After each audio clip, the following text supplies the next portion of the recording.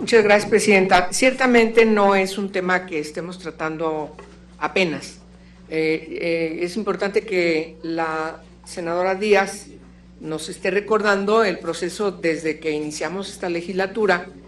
y prácticamente tiene que ver desde que el nuevo gobierno de Peña Nieto llega. Hay una desjudicialización de esta ley que no se publica en el Diario Oficial de la Federación, precisamente por Calderón. El presidente Peña llega a un acuerdo con el Movimiento por la Paz, con Justicia y Dignidad,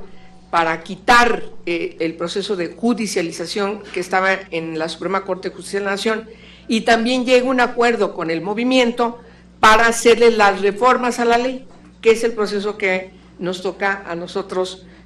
cuando llegamos en esta legislatura. Las reformas que tiene esa ley son reformas que vienen prácticamente todas del movimiento, y todos aquí los grupos, aun cuando tuviéramos reformas, nosotros mismos nos avenimos a hacer un proceso amigable con el movimiento y aceptamos entonces todas sus reformas que fueron hechas por ellos. Recordemos que así fue. Hoy, al paso del tiempo, a través de las quejas, muchas quejas de las víctimas, se ha puesto otra vez en la palestra, principalísimamente el Senado, la necesidad de revisar la ley. Ha motivado a diversas iniciativas. El proyecto de dictamen tiene referencia de todas las iniciativas que a lo largo de todos estos años en que ha funcionado esta ley, con la Comisión Ejecutiva de Atención a Víctimas a la cabeza, se puede ver la gran cantidad de iniciativas que hay. Hay ciertamente una decisión de los grupos parlamentarios con las organizaciones, otras organizaciones también, porque también hay que hablar que alrededor de las víctimas hay muchas organizaciones, y decidimos junto con el gobierno, ante el desastre de la Comisión de Atención a Víctimas, y yo quiero recordar que la Comisión de Derechos Humanos tuvimos sesiones plenarias con la comisión pidiéndoles cuentas de por qué las críticas, etcétera, etcétera, etcétera, hasta que poco a poco se vino disminuyendo la comisión y veíamos muchas dificultades a remontar. Conviene que recordemos esa historia. De tal manera que ciertamente en el último proceso hay reformas concretas que poco a poco se han ido construyendo, esa es la verdad. Se han ido construyendo y tenemos un borrador, luego tenemos otro borrador, porque como todo, y más en un tema como esta ley, crea muchas expectativas y muchas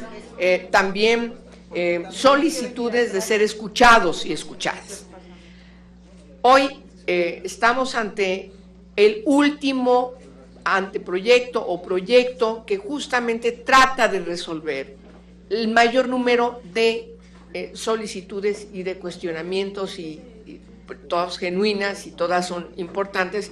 pero estamos ante una situación que hoy tenemos efectivamente el último proyecto, que quien ha seguido la ruta de la lectura de los distintos borradores, porque ha estado en el tema, porque ve al tema como un asunto importante, se da cuenta, identifica cuando hay una modificación, así lo ven, lo manifiestan los secretarios técnicos, donde un artículo sufre modificación y en qué sentido, y así ha estado los últimos borradores. Quienes estamos metidos en el tema, pues estamos checando efectivamente cómo va la construcción de esos acuerdos. Yo creo, eso es simplemente para contestar de que no es un tema nuevo ni es un tema en el que estemos nosotros de manera nueva, o sea, tenemos un proceso largo que nos ha llevado, sí, exactamente, y tenemos una historia construida alrededor del tema. Yo lo que creo es que es conducente, no es cualquier tema, sabemos la gran motivación que hay en las organizaciones que luchan, que protegen, que conducen los reclamos de las víctimas, que forman parte como víctimas de estas mismas organizaciones, que nos demos un impas, como lo propone el senador Armando Ríos Peter, de tal manera que declaremos en sesión permanente esta asamblea de comisiones unidas y ajustemos inclusive con nuestros propios grupos parlamentarios los últimos ajustes derivados de las últimas negociaciones, de tal manera que yo apoyaré. Así es, a la hora que aquí se indique, presidenta y presidente. Tiene la palabra.